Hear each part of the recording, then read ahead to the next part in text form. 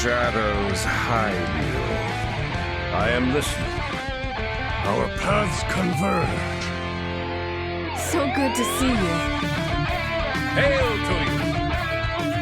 Never lose hope. Here for a chat. I hear you. It has only begun. Fight on, friend! Hello and welcome to episode 305 of Concede, a Hearthstone podcast dedicated to making the competitive side of the game more accessible to you. It is Thursday, August 19th, in the evening. From Gadget in New York, it's me, Ridiculous Hat. From Karazhan, California, we got Bodicus. What's up?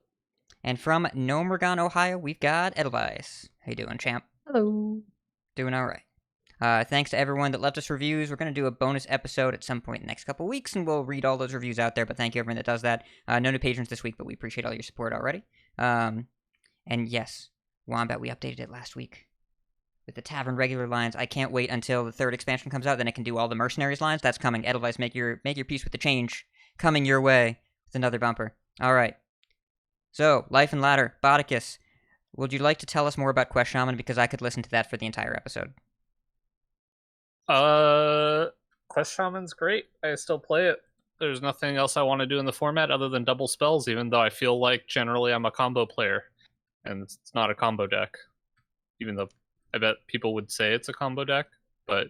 The semantic discussion around archetypes this past week in Hearthstone has been kind of miserable. And I think that people would describe decks with all kinds of words, and so far there hasn't been any consensus other than why are we still talking about this. But yes, I think some people would like when you go Brucon and then charge call for I was doing a coaching today, and we had a Quest Shaman mirror where the opponent they had the first Brucon but they were fully overloaded and we weren't, so we did Brucon a bunch of stuff, and then they went they did charge call for I think it was 2 Colossus, a Deathwing, and then some other 10-mana minion that didn't matter. And so we swung back with Charge Call for double Bunny, and just got that crap out of here. Yeah, Bunny is pretty good. I mean, my Charge Calls are usually either 8 mana or 10 mana, I've found. I've done some of like the smaller Charge Calls when I just need pressure against the combo decks, but I like getting to 8 mana and hitting them with an Alakir often. Yep. That's pretty nice. I think there are only 7 8-mana minions, so you're pretty likely to, in Shaman and Neutral together, so you're pretty likely to see that. I also am a big fan of 6 for either, I think Edelweiss, you mentioned this last week, Mage Scribe, Gadget, and Cornelius are the 3 really nice hits. Yeah, those are all good, but I mean, it's as close as this format gets to a control deck.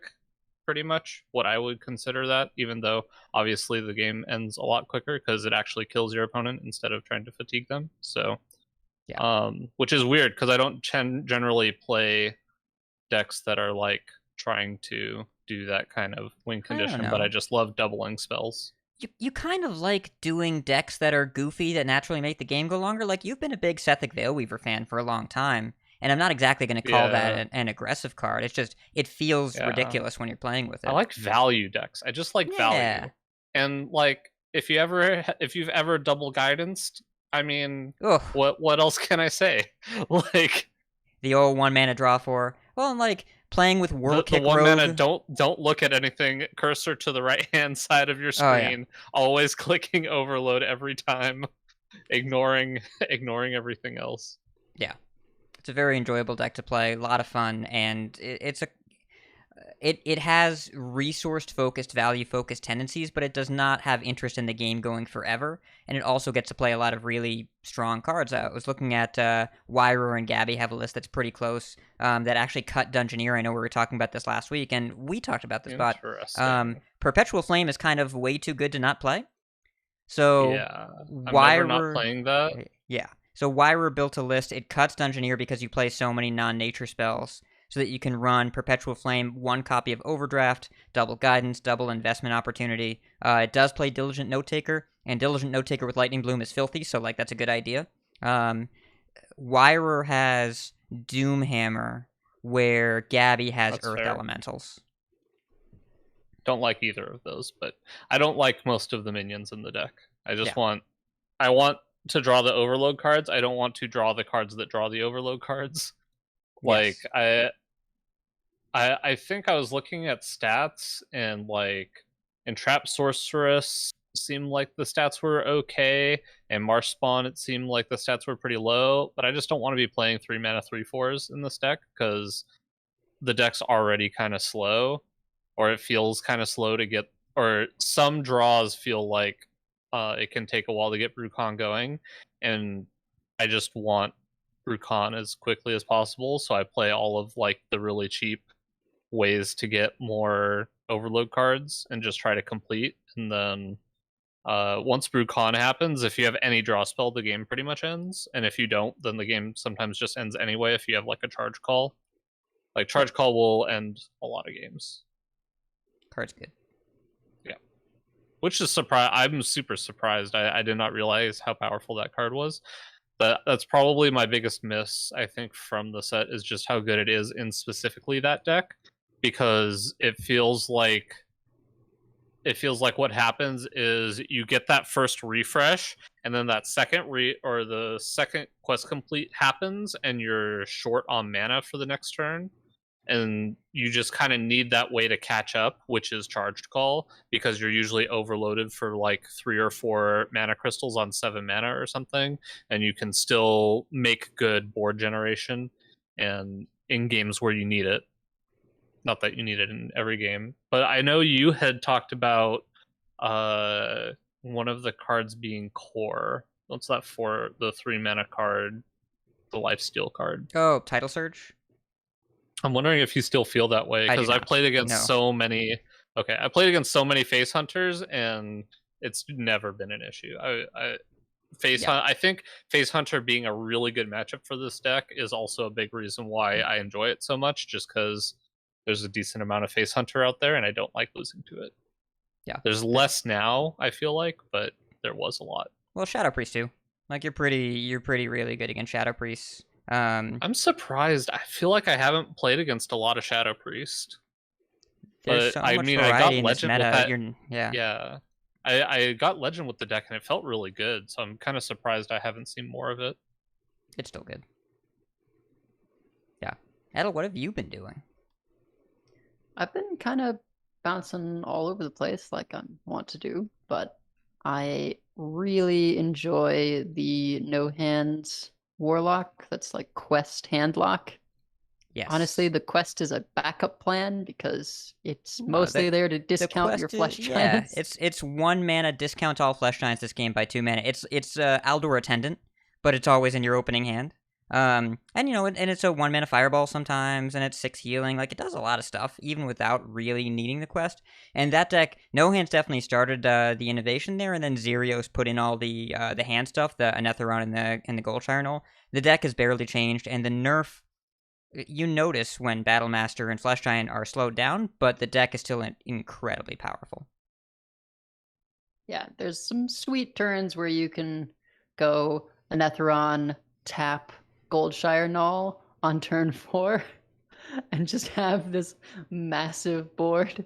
I think I had a game where I was doing a coaching and we were forced to Goldshire Knoll and raise dead for just the 1 Goldshire Knoll, and then later we did another raise dead that got back 2 Goldshire Knolls, and it was just, enough to be able to maintain control of things before eventually just, killing them with Wind Fury Flesh Giants. It's just a really sweet deck and feels like Handlock to me, like a modernized version of Handlock, which is awesome. I've been really surprised, pleasantly so, at how powerful the Delete Your Own Deck package is. Soul Rend's a crazy card, and then when you get to the point of, I just have so many turns where I'm holding on. Okay, hit that 10 cards. Kill your thing, gain 6, 2/6 taunts, go. And they just leave. And they're just done. And Soul Rend is a really, really nice board clear right now to allow this other deck, which I think you could also reasonably qualify as a control deck if you wanted to, but I don't want to deal with classification. But this is a deck that goes quest on 1, tap on 2 almost every game. Right, this is not, you're not really being proactive early. You are very resource focused about building up the cards in your hand so you can play all of your cheap stuff, your Netherons and Knolls. It's all removal, and then you slow the game down, and then you get to the point where like, all right, flip the switch, speed it up, let's go. And you play a bunch of minions that don't cost any mana and are enormous. And you can do some goofy things. Zach Versingo was playing this deck, and he sent me a replay against a Face Hunter where he was down to like 5 life on turn 4 or something like that. And he ended up, he hit with a huge Juicy Soul Rend, and then went like, bristle back your thing, bristle back my own bristle back, raise dead back, raise dead, bristle back. You know the idea. And so, like, it's just 18 plus life gained in about a 2-turn span, and then, you know, the Face Hunter left. So yeah, it's a very powerful strategy, and it's nice that it slows the game down before it speeds it up. Well. What about you, Hat? Everything. All the things. I've enjoyed Quest Shaman. I should look at my stats here. Because I can't really keep track of all the stuff that I've been playing. It feels like a little bit of everything. I have picked up Quest Mage a little bit more. Now that Flow is nerfed. Still really good. The meta's gotten a lot more favorable to it. Because a lot of the aggressive decks, well, Face Hunter got nerfed. That was the biggest counter. And a lot of people are now focused on beating Warlock.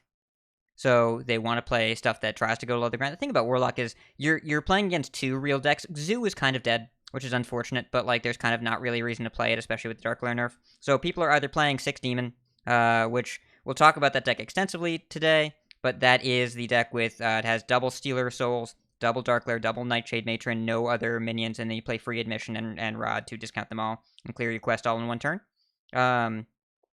But that deck dies to Mage. Soul Rend Handlock dies to Mage, but people really want to beat all Warlock decks, and so Mage is really good at dealing with Warlock, and also it's quite good at dealing with the decks that deal with Warlock. It's nice against Quest Shaman, so it's been pretty fun. Played some Doomhammer Shaman, played some Quest Shaman, played a little bit of... Gosh, I have so many decks here, as usual. Oh, Secret Paladin's still good.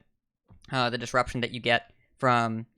Sword of the Fallen's really great, but the most fun one, the one that I enjoy the most, that is maybe not a real deck, but to quote Sam C's Ghost on Twitter, I talked about it so much I willed it into existence. Momentum Demon Hunter! Fino posted a list, talked about it, and kept working on it, and listen, this is not a tier 1 deck. I don't even know if this is a deck at all, but I do know it is tremendously fun.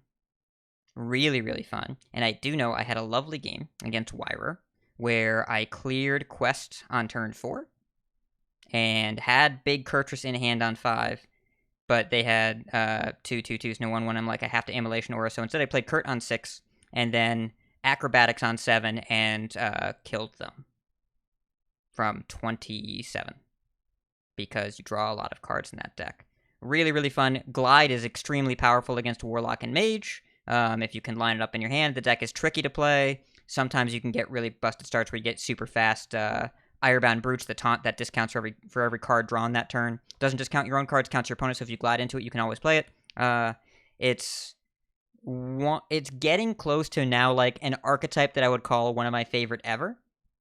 Even though it's not really all that competitive, I don't care. I have like a 50% win rate with it in top 500. Good enough for me. The list that I'm playing right now includes Metamorphin, which is the Murloc, the 1-mana 1/2. If you played a Fel spell, it gets +2/+2, and it has Taunt.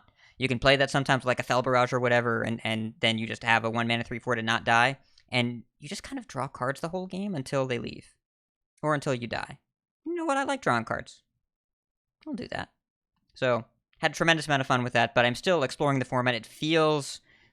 People ask what's good right now, and it's like, you can play whatever you want. Nobody has any real idea. I think Handlock and Quest Shaman are pretty safe recommendations, but also if you play those and you run into a bunch of from-hand kill decks, combo-esque, could be a Quest Mage, could be a Poison Rogue, could be a Stealer DH, or Stealer Warlock, then you're going to say, what are you doing, why'd you recommend these decks? Or you can play Shadow Aggro Priest, and then you run into Handlock and Quest Shaman, and you're like, oh, I lose, I can't ever beat them.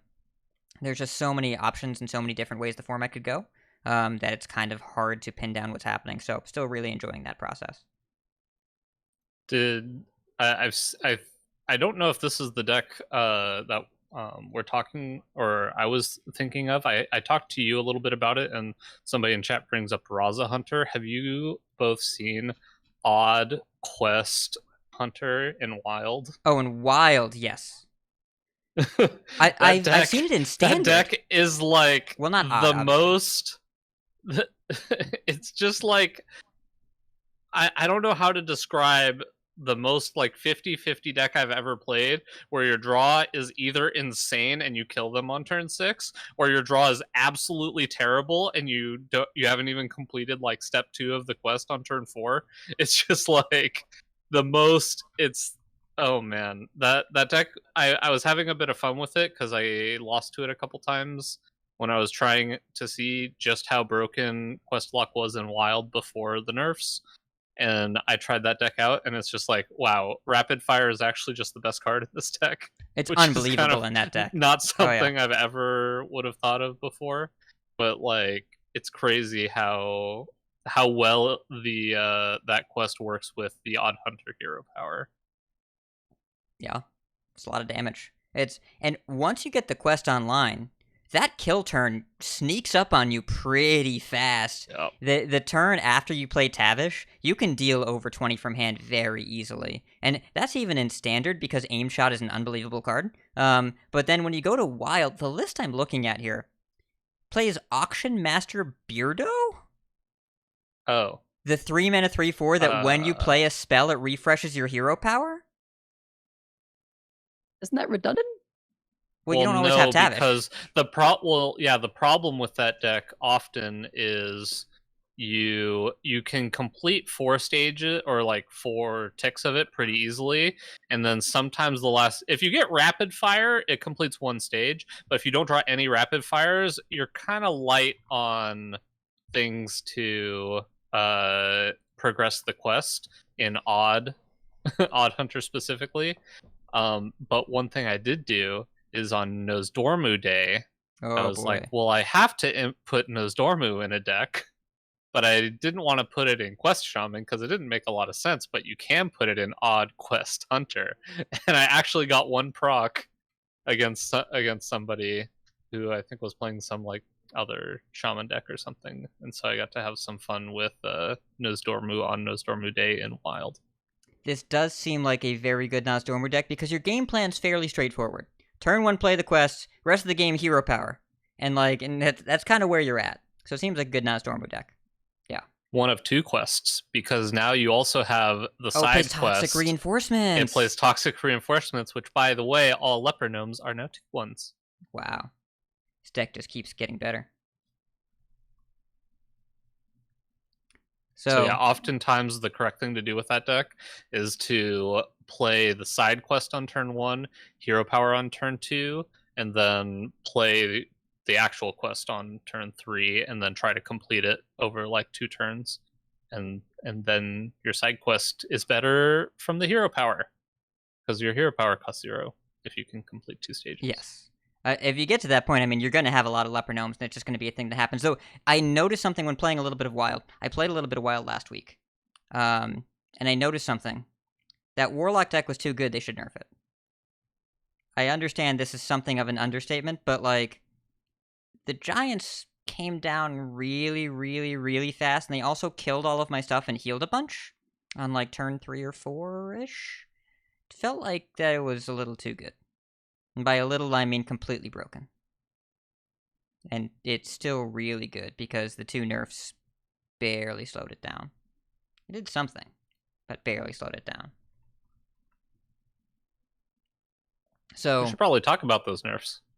I guess we should talk about those nerfs. Oh, but I was segueing. What was I saying? Side quest? If you're playing Leper Gnomes against Warlock, they can kill your Leper Gnomes and it progresses their quest, because it's damage on their turn. So you gotta be careful about giving Warlock food. But also, I imagine your Warlock matchup with Odd Quest Hunter is probably actually pretty good, because they just take a lot of damage. I feel like the deck exists because it beats up on Quest Warlock. Yes. Yeah, a deck that is exclusively damage spells and also a high damage hero power seems like a good matchup. Anyways, yes, Nerf time! Gadgets and Gazette always gets the scoop.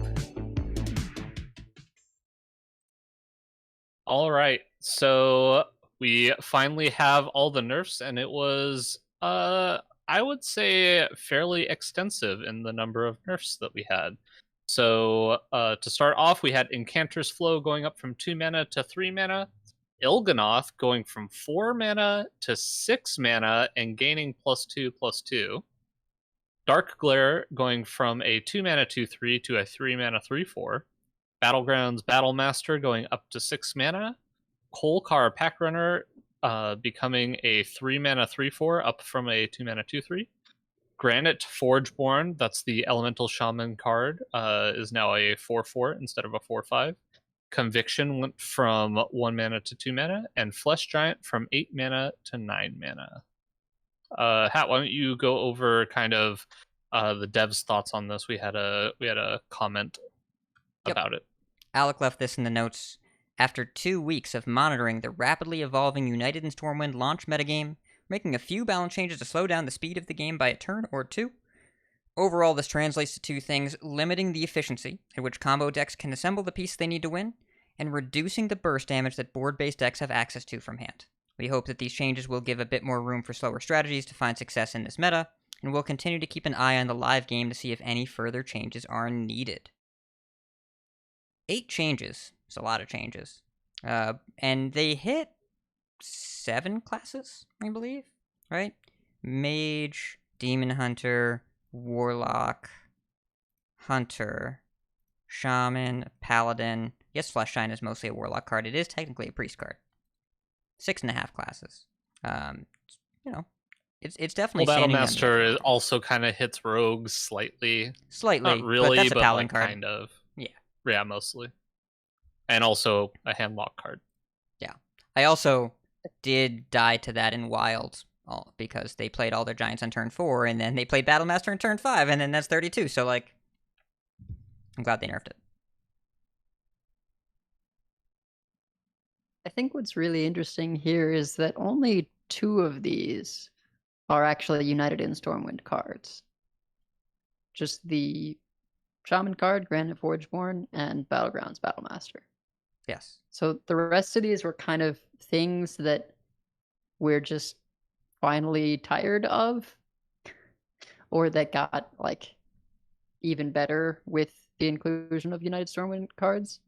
But Incanter's Flow, we've sort of been done with for a while. Il'gynoth, I was kind of over it the set it came out, but certainly that one has outstayed its welcome. Kolkar Packrunner is just like too efficient. Conviction, same thing.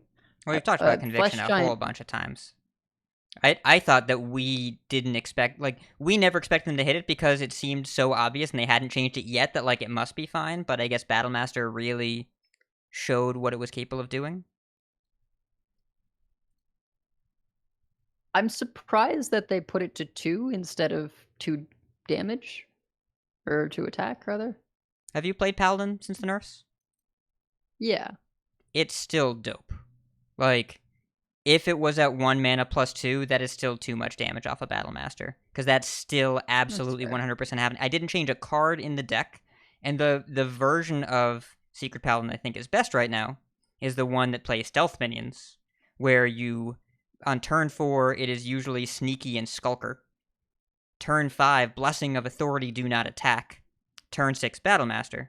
And if you have a Carriel in there instead, then you just also get the Conviction for free there, or if you have the coin, or if you wait till turn 7. It already does so much damage. It needs to happen later in the game.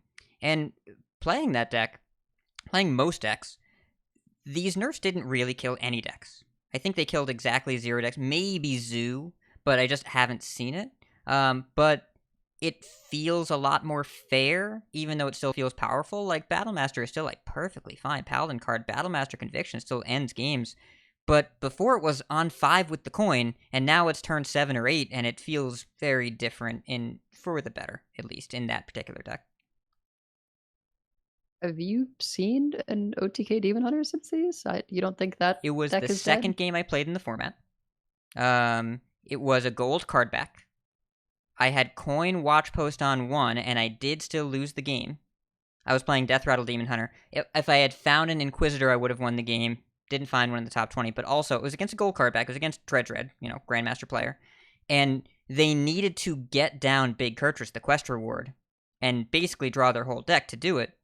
But they were able to because it's OTK Demon Hunter. They have the survivability tools. I don't expect to see a lot of that. I want that deck to be dead so badly, but I'm not sure it's dead quite yet. It's worse. I don't expect to see it much outside of Top Legend, but we already didn't see it much outside Top Legend. But I'm not ready to call it dead quite yet. It might be more quest-focused, or you might just have to high roll more and discount Moargs. Because you discount Moargs, then you undo all of the nerfs. Because if that card costs 1, then you need 10 mana with... You need 13 mana, so you need 3 total discounts. But if you discount a Moarg once and then Philosophy it twice, that's enough. Yeah, and Nomad Farmer staying in chat. Shaxi swept with OTK Demon Hunter in Grandmasters today. It is last hero standing, but I don't think the deck is going to be seen with any degree of frequency. But people that were hoping for it to be dead, like all of us, I don't think the deck is actually gone.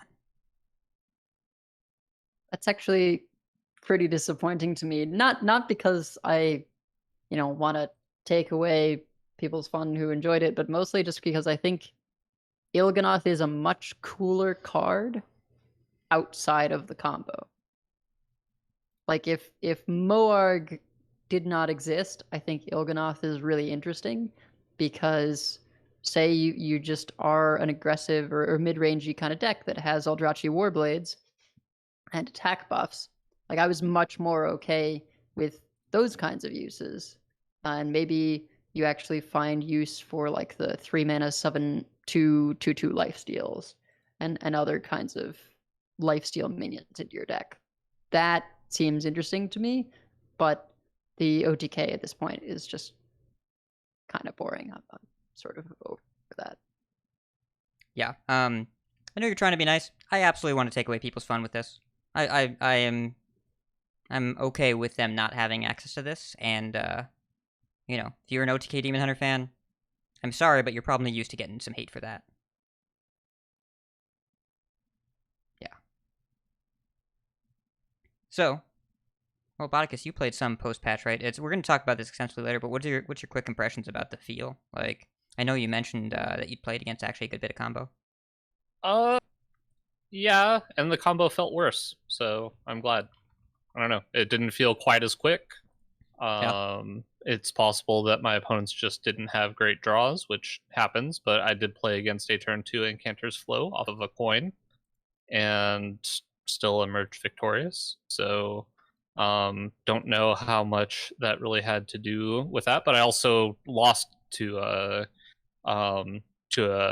combo mage just because I wasn't able to get my Brucon out in time. So yeah, I don't know. I haven't honestly put in like a ton of games, so it's hard to tell. But it doesn't feel like people are completely off combo like I kind of was expecting them to be. But yeah, still enjoying it. Still enjoying the format.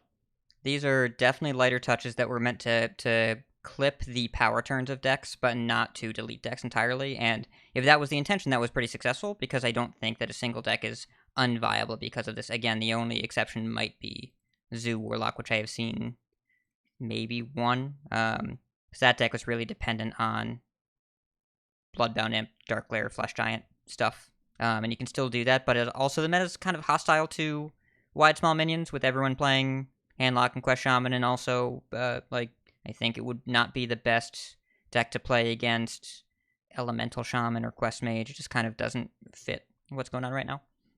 So that might have fallen off. I will say, I think Edelweiss made a very interesting and good point earlier, that it definitely felt like they were targeting non-United in Stormwind cards. Like, yeah. It seems like they could have very easily chosen cards that stood out as problematic, and they chose to go with other cards that would, not necessarily take those completely out of the format.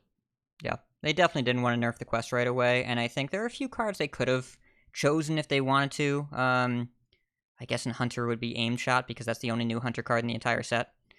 Sorry, Hunters. I don't know. That card sounds fine.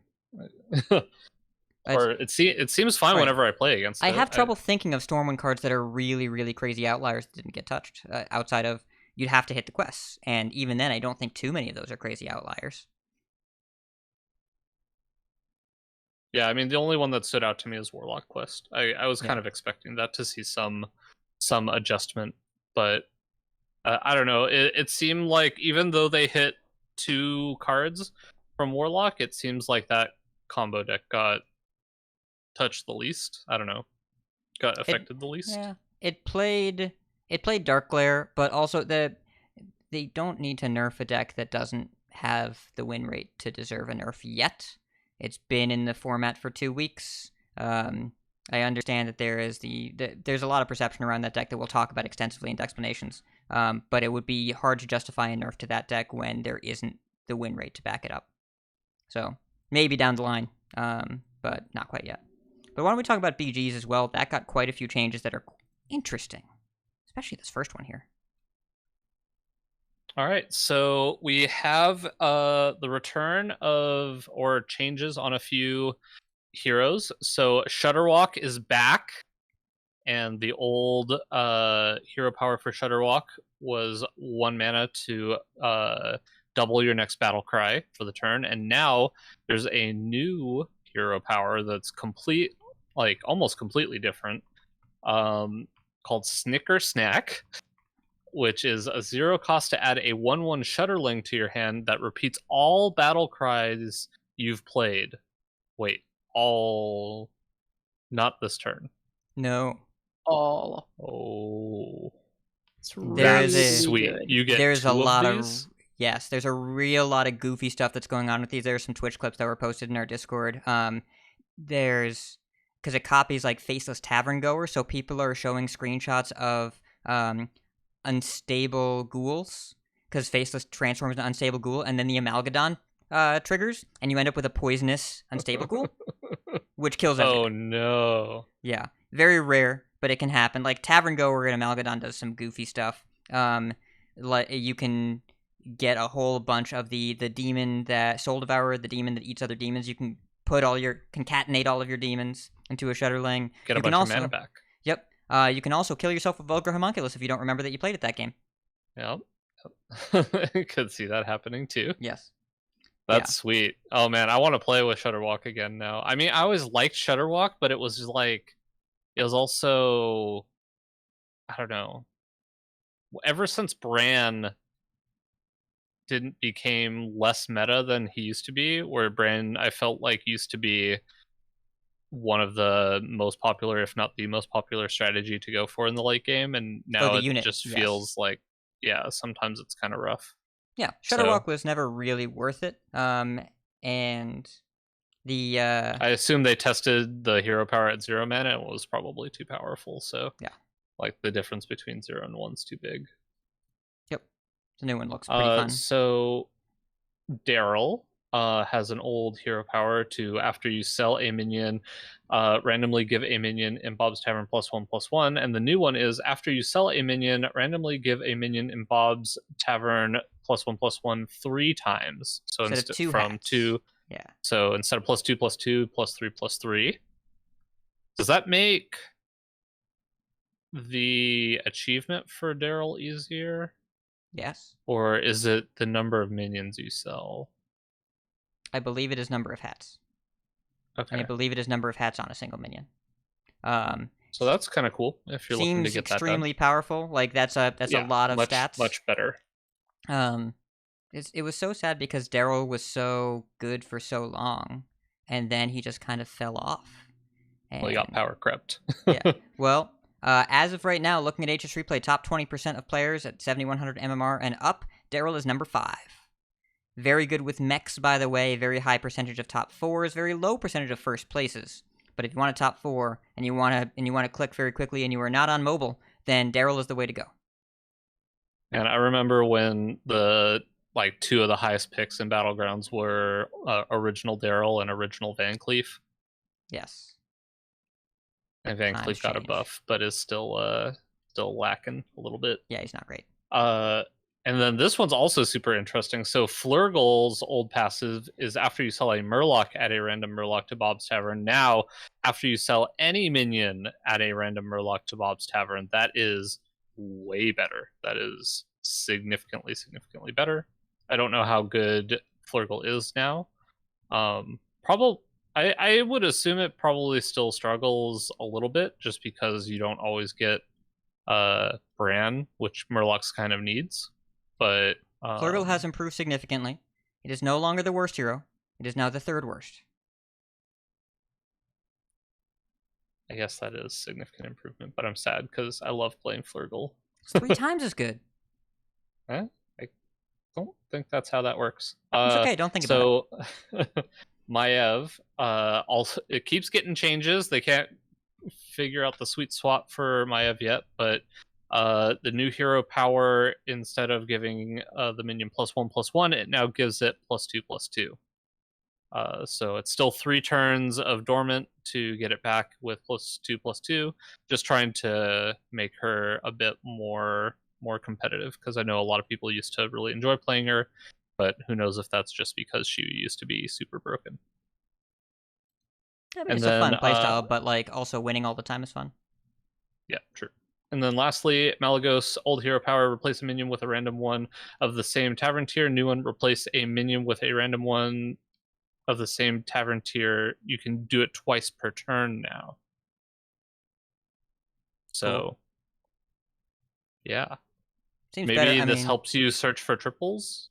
Think about the amount of times that you tripled on 5 and hit 3 totally garbage 6-drops. Kangaroo's Apprentice, Myexna, and I don't know, Amalgadon with 1 tribe or something like that. Think about how many times that happened, and even looking at 3 minions, it wasn't very good.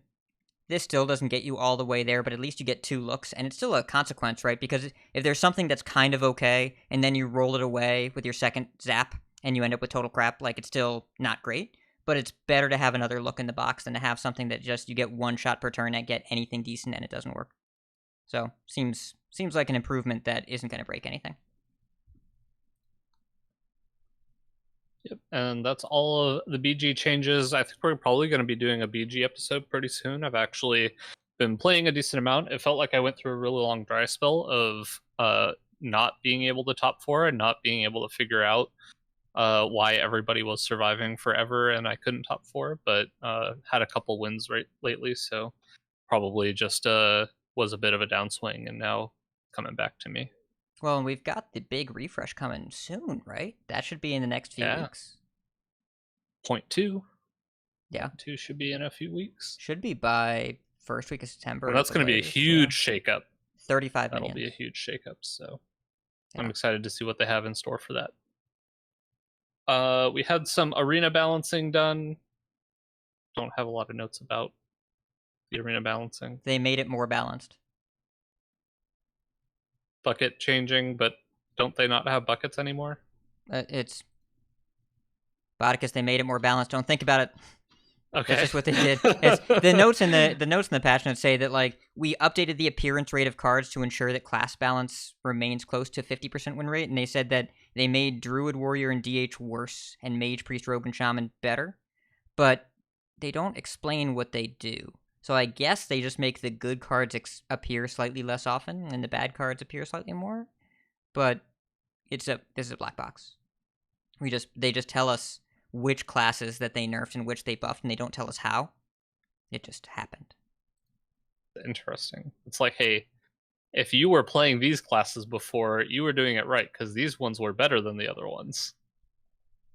But now it's different because we changed what cards you're offered. Yeah.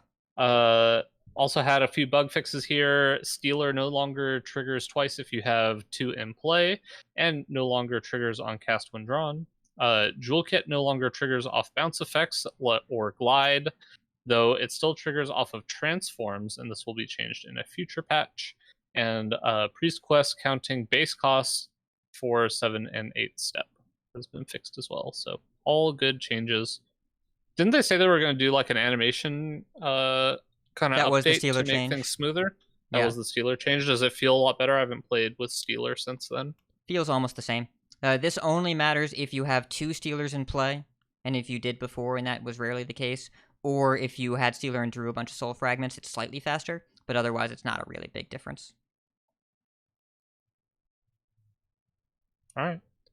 And the Jewel Kit one, I'm glad that got changed. Yeah, it's half fixed. They, Alec tweeted, he said that, like, if you Devolving Missiles, then Jewel Kit still triggers. That was apparently more work to fix than they wanted to. This past patch was, you just opened the client and it was happening with data only. You didn't need an App Store update or anything. So I imagine for the other fix that they have to do, it's part of a client download, so we'll probably see that in a few weeks. Yep. And then next on the docket, we have some Battlegrounds bundles that are now available in the shop through October 25th. The Beauties and Cuties I bought instantly because I needed to switch my bartender to Fizzy because Fizzy is awesome. And then also changed all of my portraits except for Banana Man Mukla because he looks really weird in this picture. And I also just like original Mukla picture, but everything else got changed. We also have the Guardians of Azeroth, which will be available till the 25th, which has a bunch of alternate dragons for people, including Dragon Speaker Bob, which I'm sure sounds really cool. So if you're looking for ways to support Battlegrounds, if you are Battlegrounds players like me, you can pick these up for $20 or $20 US in the shop, and make sure that the people doing all the hard work on the great mode, which is Battlegrounds, get credit for all their hard work. The Beauties and Cuties is just like, it's so good. Even Gentleman Shadow. It's so good. Yeah. Cute Thune. Look at Cute Thune. Soggy Yagi. I had to switch as well over to Fizzy as the bartender. She's so adorable. Puramello. Yes. Yeah, it's not so mad. good. It's not Pyramad, it's Puramello. Is it? Wait. Oh, is it mellow or is it like a marshmallow? No, it's mellow, like it's chill. Oh. Because it kind of looks like it's a marshmallow, like melting. Like Marshmallows are very chill. They're very relaxed food. So we also have a tweet from some Blizzard data scientists that tweeting about what decks are good. I haven't looked at these lists. Any of these lists stand out to you? I'm kind of surprised that Blizzard is telling us what decks are good. Like, I'm not opposed to this. Tianding's a cool dude. He's written blog articles. He's, talked about MMR and stuff like that, but he's now just coming out, and this is the same person that gave us the win rates last week, and now he's just tweeting deck lists. It's like, hey, this is a deck. So, yeah, I really liked the Shadow Priest list, which cut Knife Vendors for Guardian Og Merchants. I found it quite strong. He put Handlock in there. The wild lists are interesting. I did not expect to see Spectral Pillager Rogue on that list. That's a new thing, and that deck has historically had a very poor win rate, but it performed on day one because people were still trying Warlock, and it is very good against Warlock because you stealth up and then you kill them, and that's pretty good. Stealthing and then winning. Good thing to do. And I didn't expect to see Anaconda Druid with Best in Shell in it, but, seems fine. So, his tweet said... There's a spreading plague still. Oh, no. Yes. No, anything but spreading plague. Well, and so the wild lists are interesting because they're all decks that hard target Quest Warlock. Because you play Celestial Alignment Druid to beat Quest Warlock, because they can't play any of their stuff. And then you play Spectral Rogue to beat Quest Warlock, and you play Pirate Priest. It's a third wild deck, which is still just, it tickles me that this is a thing, to beat Quest Warlock. Format. Ye old ship's cannon priest. That format has not really been resolved. It's still kind of pretty problematic. How dominant Warlock is, and it seems like this one is going to need larger intervention if they do anything. And historically, they have not been big on balancing Wild. Generally their approach is just leave Wild how it is, unless something crazy comes out at the beginning of an expansion and breaks it, like Warlock has for the past 4 expansions. I guess in Barons they had to nerf Pal and stuff instead. But this is beyond what's happened before. Yeah, I had my brother and his friend reach out saying they were playing a bit of Hearthstone again. They're sort of, casual Hearthstone players, but well enough in terms of their career that if they want to play something in Wild, they can just play it. And he said, God, what was his wording on the Warlock? Something to the effect of, this does not seem okay. Yeah, it is not. Yeah. That is a reasonable analysis. Like, it's pretty far out there. He says, this is maybe the most dominant deck I have ever personally played. Those were his words. Yeah. It feels like it's kind of like the Day 1 Demon Hunter thing. I think it's about that level of power. I haven't played it post-nerf, but pre-nerf, everything they were doing was just a different level of broken than everything that all the decks that I was playing were doing.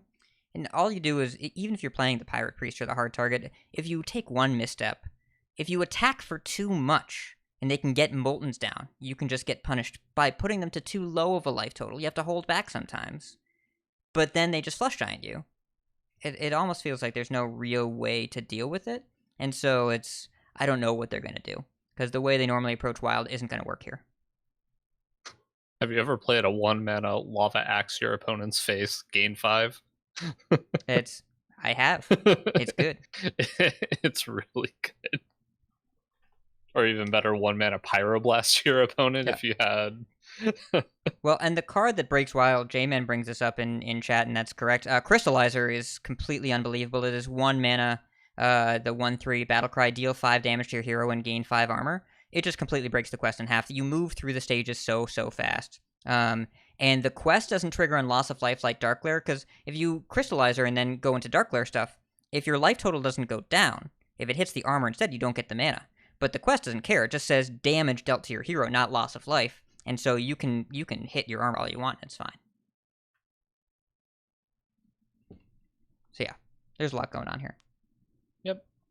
And then also, 2 more news items we have, which I'm very interested to hear both of your thoughts on these. So Iksar had a few kind of interesting ideas. The first one was an idea where if for 1 month we tried allowing you to ban a class of your choice, you can change the ban at any time.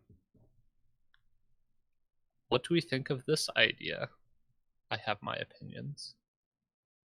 So it's a little risky because you could end up with certain situations where,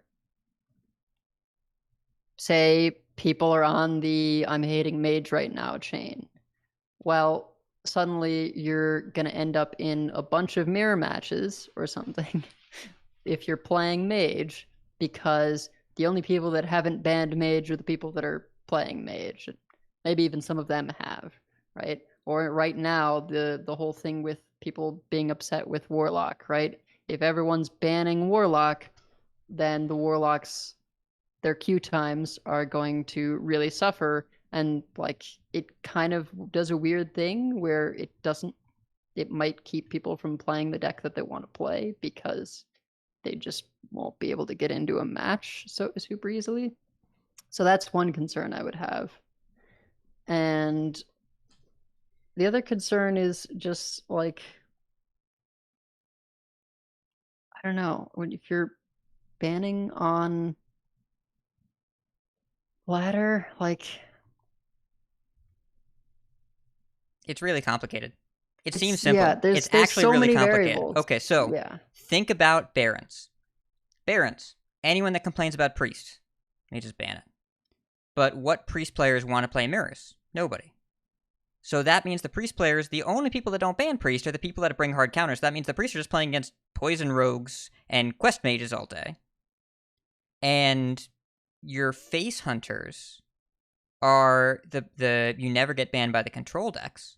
And the people that ban that are kind of the mid-rangey combo decks, like your mages and all that. So your Phase Hunters never get to see their best counter. They end up only seeing the second best control deck if they ban Priest. It ends up creating a whole bunch of fractured metas.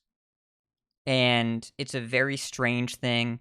The advantage of it, the thing that you generally get to do, this is kind of a pick your game length sort of thing, where you ban the deck that changes the terms that you want to play it. If you were playing an aggressive deck, you ban a control deck, your game speed up. If you were playing a mid-game, a Guardian Druid or something like a Quest Mage or whatever in this meta, then you ban the aggro deck, and you target the control deck, and the game moves at your speed. And if you're playing a control deck, you ban the combo, and you're trying to slow down the aggro decks usually, and the game moves slower, ideally. So you kind of get to align your game length there, mostly, if it works. But I still think it is a bizarre solution that would end up with players having wildly disparate experiences. It would ruin all data collection websites, because every matchup spread would be inherently super biased.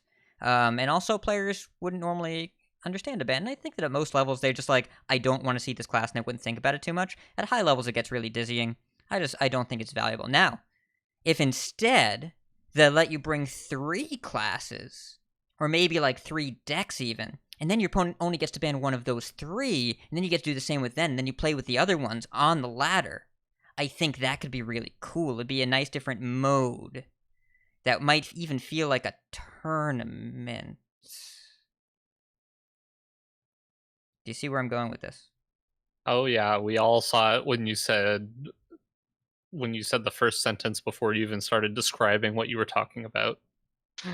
Yeah, I will admit that I was being pretty overt. I should also note, by the way, Iksar said, hey, we're not working on this. It's an idea we want to ask people, but we're not working on this, and any of these things would be temporary. We're talking like 2 weeks or a month or something like that.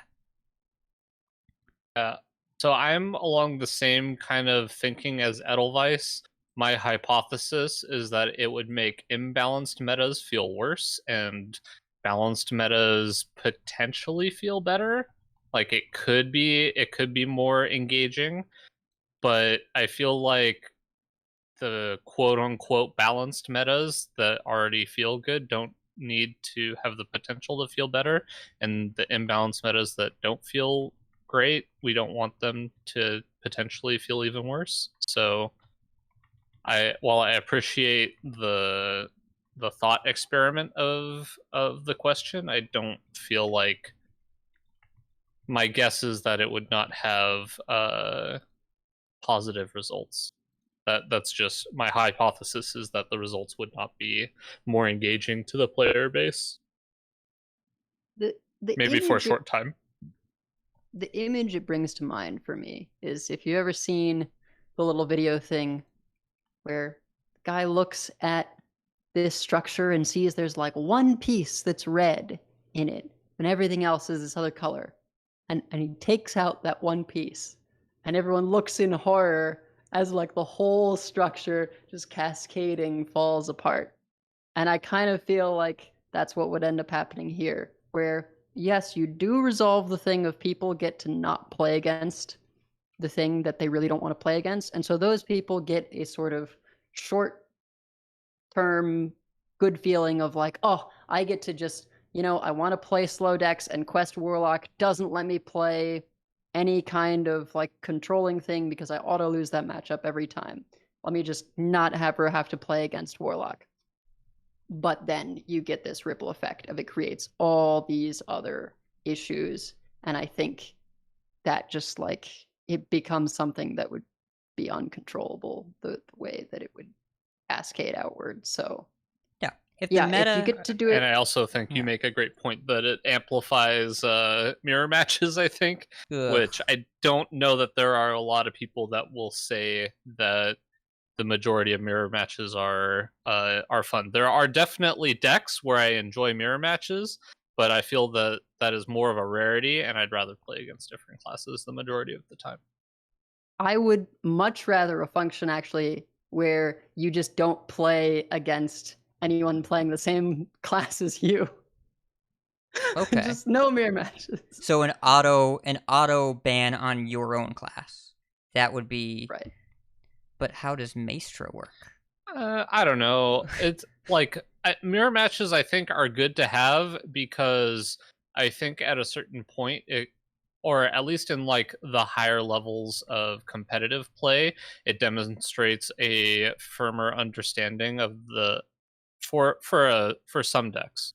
It can demonstrate a better understanding of how the deck functions. But yeah, for the most part, I think that mirror matches are, or at least for me, they're less enjoyable than generally other matchups. And I feel like for me as well. Go ahead. Yeah, I think all of this stuff, it just like the closer you get to top 100, top 50, top whatever, just the more it just ceases to function as an idea. You would end up banning basically like specific opponents at that point. Like you're just like, I'm tired of playing against Pun on aggro Demon Hunter. I'm just gonna ban Demon Hunter so I don't have to play against Pun. Like that's the sort of thing that happens as the pool shrinks, and it has issues there. And really, I think this just allows people to find a new worst experience, right? You ban your least favorite experience, and then you still lose to something. You're just moving the goalpost a little bit. And so, if there's a variety of things you lose to, you get to pick a new least favorite deck. And if there's not a variety of things you lose to, and everybody's banning the same thing, just nerf it. Don't use a class ban. Just nerf it. If everybody's banning the same deck, if everyone has the same problems, which is what they did with Control Priest. Yeah, Blizzard banned it. But this next idea is a bit more interesting to me, which is in Constructed, you are given a random class is chosen for you as your quote-unquote bonus class. Winning games with that class gives you double experience and double stars. After 3 wins with your bonus class, it will swap to a new one. Now, if we're looking at promoting diversity in what people or what people play, I think that this is definitely a way you can go about doing that. We know what this is, right? I do. Have any of you played this video game called Hades? Yes. There's this video game called Hades. I like this game. It's a fun game. You should try it. It's out on PS5 and Xbox, by the way, also on Game Pass, and they're coming to mobile with touch controls, which is terrible for my employment. So, what this is, the Dark Thirst. Each of the 6 weapons, one of them randomly glows purple when you walk into the room with all the weapons, and when you play it, you get a small bonus to your collectibles. So, the designers talked about this on a podcast called Eggplant, which is a great game design podcast. And they said, this is a better game when you play a bunch of different styles. But we don't want to force you, because if we said, no, this is the weapon you're taking the next run, if you get one that you don't like or you don't feel like playing that right now, then you feel corralled. So instead, you reward variety, but you don't force it. And I think that's excellent. Now, the thing that stands out to me is, I believe he said double stars. I think double stars is wrong. I think I would do an additive +1 star at the end, no matter what your multiplier is. Just instead of, if you're at X10 and then you play 3 games, it ends up being +11 for those 3 games, right? But double stars would be 20 stars, and then if you have a win streak, that'd be 40 stars. That would be too many stars. Just a little one extra, just a little +1. Maybe throw some XP or some gold or something in there. I mean, this is the behavior that I exhibit already, so of course I love this idea. But just the idea of Hearthstone giving people guided rewards for trying something different. This is kind of like your daily quest on steroids, and I think it'd be pretty cool to have this in the game for a little while. It is tougher on people with smaller collections, and we really felt that this week actually with the Brawlbox Tavern Brawl this week, which required cards from like MSG and Rastakhan's. And let me tell you, this is the first time that most of those sets have been playable. So like I have a lot of holes in my collection because I dusted my brass knuckles from MSG because it's, if any of you can name what that card does, I'll be very impressed. 4-mana 2/3 weapon. Whenever you swing, buffs your hand by +1/+1. I forget how much time you spend in the jank pits. Yes. Yeah. So I don't own that card. It's also a hand buff card, and she was one of the first ones to play hand buff in this patch, or this expansion. So yes. I don't know. I feel like you could almost change it to after 3 wins and then cut it off there. Instead of after 3 wins with your bonus class, it switches classes. So that maybe if there's a specific class you really don't want to play, you don't have to play it, and you just play whatever you were going to play for three wins, and then it switches to maybe you like playing 4 specific classes, and you generally kind of just play one deck, but maybe if your bonus class came up, you would play a different one. That would kind of help out the people with smaller collections. They don't feel super pressured to feel like they have to be playing their bonus class. But if one of the classes that their deck comes up, maybe they do that, or like maybe they have most of the pieces for one deck and they could put it together and try it out and see if they like it. Yeah. These could be rerollable too. The reward track feels so much more rewarding that, you know, I don't expect people to have full collections or even close to that, but I would expect people that people are getting closer to being able to make 2 or 3 decks instead of just one nowadays. Well, and this is a pretty visible discouragement for dusting all the cards and classes you don't normally play, which I guess a lot of people do that. And I understand, again, the budget thing. But I think that if this is opt-in but has actual ladder benefits too, that people are really going to be more likely to be drawn to it. And I believe that Hearthstone is a better game when you play more stuff. And it seems that the devs are willing to experiment with that. But again, this isn't being worked on yet. They don't have details. This is just Iksar asking questions. He specifically said not being worked on. I don't know. Hearthstone has 10 classes, and they're all pretty fun. And I think that if more people got a chance to try more things and were encouraged to do so, these are super daily quests that give you a star on top of stuff. And that's a cool idea. I think you would want some kind of system in place so that if they're like, no, I'm really not playing that class, it doesn't feel like it just got stuck on something that you're never going to play. And so you don't get the benefit. I think maybe, you know, you do X number of games where you don't select the class and it swaps to another one. Something like that. But it would feel like, oh, well, there's this extra thing that I just never get to interact with if you are one of those people that dusts a particular class. Yep. Or it could just be a bonus weekly quest sort of thing where they just throw it in and you can re-roll it just like the rest of yours. This actually reminds me of something that the Hades speedrunning community does, where they have something called Aspect of the Week. There are 24 aspects in the game, and every week they pick one, and the entire community works on that one, right? Like, this is my weekly run, and even players that don't normally play that weapon or that aspect, they just get to try it out because it makes the game more interesting when you try things that you hadn't played for a while. So I like that idea. I could also see maybe maybe they make a new whiz-bang equivalent where if they do this, whatever the class is, you also have a provided deck for that class if you don't own the cards or you don't want to build it that doesn't use your collection. You could do something like that where you have a core legendary or something like that where it automatically builds you a deck that you can play without needing to own any of the other cards if you'd rather do that instead of owning the class.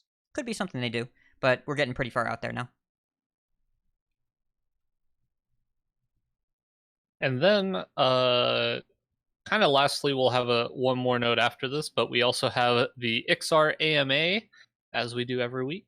Some of the key points were that this expansion was originally going to be set in Westfall, but because the lore was so closely tied to the Barrens, they decided to go with Stormwind instead. This one's pretty interesting. There's talk about adding a damage cap of 15 damage before a player dies, and the cap would be removed when 7 players remain in the lobby. So preventing from getting knocked out in 8th by more than 15 damage, so you don't have like one person go against someone that got 2 triples and got 6 stars that spit out more 6 stars, and you just randomly die early, which is interesting. If you're in a Darkmoon prize lobby and somebody's good at Khadgar and then has 2 Caligoses on 8 gold, like, you're not going to just die every time you see them.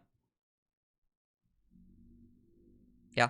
It's an interesting fix for that problem that people were trying to solve with the whole generated minions dealing not full damage thing. I think it's interesting, and it would be removed when 7 players are left. You remove the safety net when the first person dies, because if everyone's taking 15 damage or less chunks, the game's going to go so much longer that you want the game to end. That it's once a player has died, you play your quest reward Brucon, and the charge calls start coming out and people just die. That's the same kind of thing. You don't want every game to slow down that much, but you don't want to avoid the what the hell I'm dead. That's kind of what they just did in Standard with the nerfs. My guess is the statistics say that this does not happen very often, and they want to prevent that super feels bad on the low percentage of games where it does happen to one person. So, let's see. Battlegrounds is being considered for a bronze, silver, gold bracket system based on your MMR. They're working on letting you show off your Battlegrounds ratings on your friends list, which I think is super cool. I hope they do that. But also, I'm nervous about more changes to the friends list. Yeah, that too. It's kind of touch and go right now. It's whenever I do coachings, I just log in 30 minutes early and just let that list load up nice and slow. Yeah, if I'm logged into Hearthstone and WoW at the same time, I don't know where I'm going to get whispers from. The BNet client. It's always the client. Just use the client now. Yeah. Or not. Let's see. Opening up the options menu is something the team would consider more now, since the card game genre is more understood now. Probably not auto squetch. What is this? Why? The explanation is in the show notes directly under the thing you just read. As a general rule of thumb, we try not to add UI optionality for things that will be extremely low player use unless it's for disability inclusive reason. So they must have the research that most people do not use that feature. They've been bugged about this from enough other times games that someone would throw this in the menu if it was something they could throw in the menu, because it cannot be all that technically significant.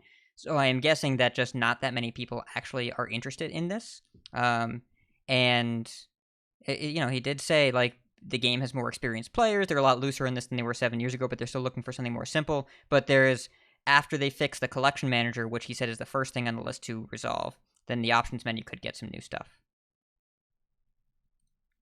But that new stuff would not be auto squelch, and I'm mad. And the last note that... Go ahead. It does say, unless it's for a disability inclusive reason. Is there currently, like, a colorblind mode for Hearthstone?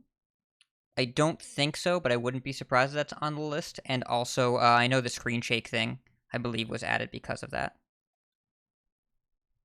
Yeah. But yeah, I don't believe there is a colorblind mode, and I think that'd be something that'd be nice. Yeah, kind of overdue, honestly. And then finally, there's one note about HS Replay that I want to share. So, you may have noticed if you go to the Replays tab, there's a banner at the top of the screen. If there is a replay that is 6 months or older that you have not opened on September 1st, they're going to delete the replay. Because their database is crazy overblown right now. They've been storing every game anyone has played with Hearthstone Deck Tracker since the site launched. As you can imagine, that's a lot of stuff. If there's a replay that you have not looked at that is older than 6 months, the chances of you looking in that replay is really, really, really small. So I advise you, listeners, resist the urge to go through your entire history and click every replay. It's not worth it. You don't need it. Make peace with it. You keep your stats, you just don't get to see the turn-by-turn of games from 2017. It'll be fine. But if there's a particular game you want to hold on to, your first Final Legend boss, or a game that you played against a streamer or whatever, if you open the replay, you save it. It is unopened replays older than 6 months. So, wanted to let everybody know about this, so that if that's something that you care about, then feel free to go through. But I urge against spending an afternoon clicking through every replay of every game you've ever had. It is not worth it. You don't need it. Just play Hearthstone instead. It's more fun. And think about all the games you played on mobile that you never had the replay. It's okay. Make new memories. Don't live in the past. Let's move forward together. But if there's a memory you really want to preserve, if you click into that replay, you'll have that. All right. Talk tournaments real quick before we talk about Standard more, even though we already talked about Standard. We're going to talk about Standard a lot. Let's go. It's the Grand Tournament!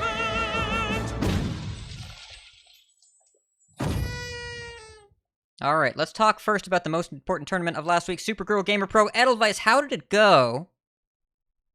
Pretty good. Yeah. What happened? So the way this worked was there were 3 weeks of qualifiers. Edelweiss. Instead of what happened? Oh, well, I won.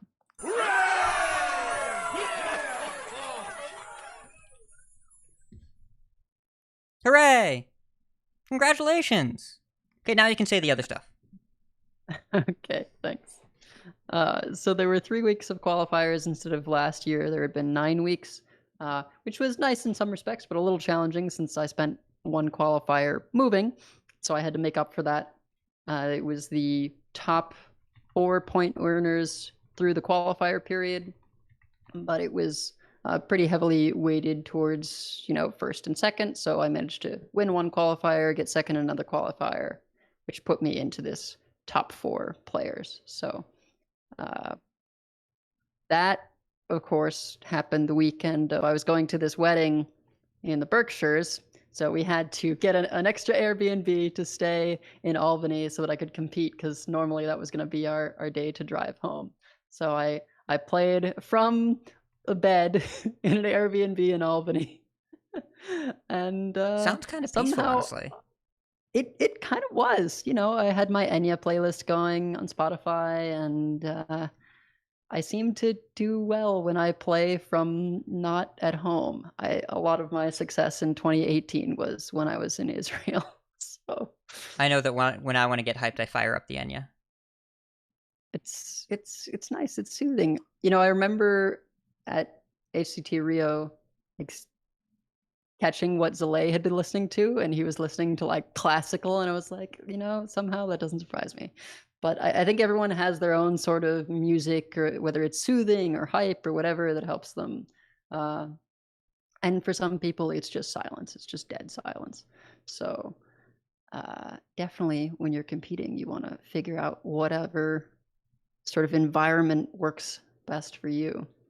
And I was a little worried in terms of my lineup this time. The previous week, I had gotten there with a full control lineup where I was banning mage and targeting all of the aggression that was coming out in terms of the paladins and the face hunters and all that stuff.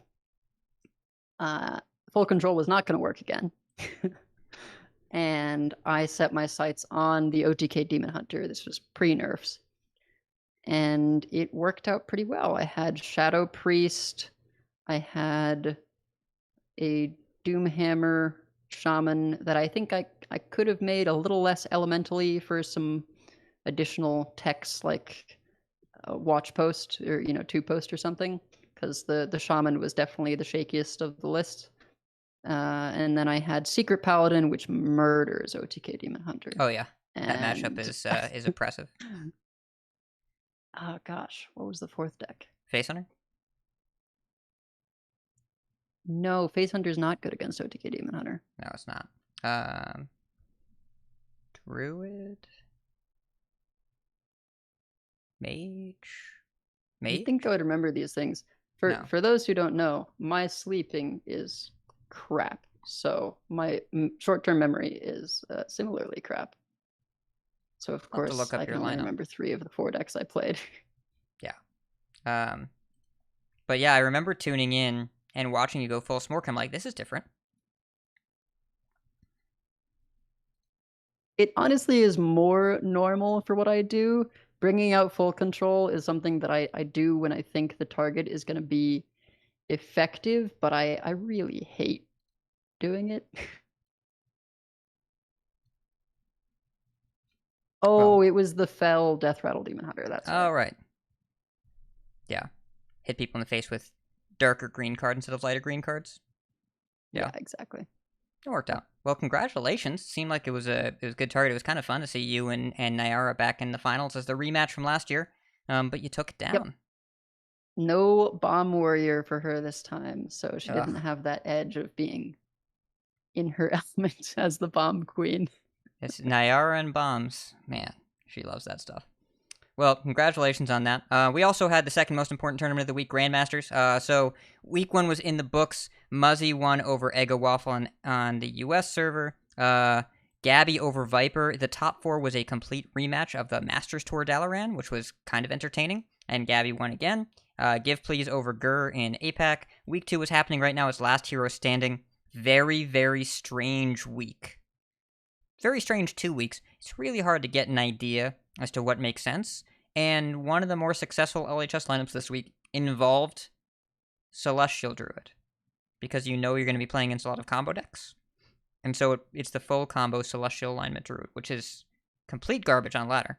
But Last Hero Standing with hard targeting gets very, very strange this meta very quickly.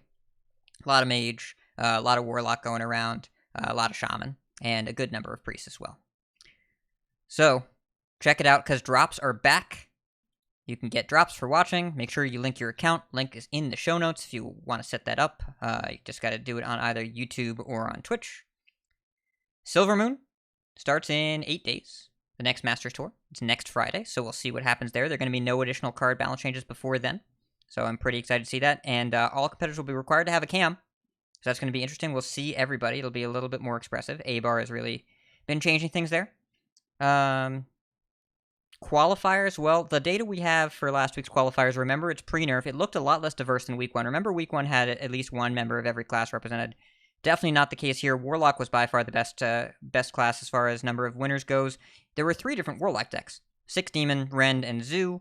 There were a lot of Face Hunters, decent amount of Mages and Paladins, decent amount of Demon Hunters. Secret Paladin was the best performing deck. Death Rattle Demon Hunter actually did surprisingly well. Elemental Shaman and Warlock were strong. Druids were all bad. Pretty much all of them. Quest Rogue was pretty bad too. And post-nerf qualifiers are happening right now. Now we're going to talk about Standard Ladder in Decksplanations, because we don't have data yet, because, well, the nerfs happened 2 days ago at the time of this recording, but we have stuff we want to talk about. However, the Concede Listener Series is starting up again. Best of 3 format starts this Monday. You submit a lineup of 3 decks every week, play 1 match against your opponent, best of 3. You get to do that every week. It's definitely more focused on casual competitive. You can bring things that we would call tier fun. I will be playing Momentum Demon Hunter every week. You can plan on that. You should assume that's going to happen. So just be aware. I'm going to play what I find fun. It's fantastic. So Concede.com, head on over there. There's a page that says Listener Series Sign Up. Join our Discord. It's nice over there. And you can sign up there. We start on Monday. 1 match per week. Pretty easy commitment. Great way to get a taste for Tournament Hearthstone. All right. It's ladder o'clock. Let's go.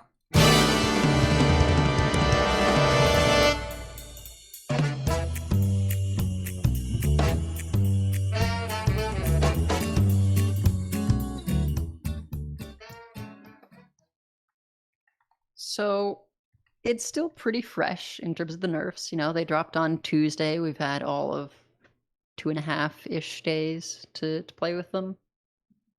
And honestly, it's kind of hard to say what's good. Certain people are hyping different decks, and those may or may not be reliable sources.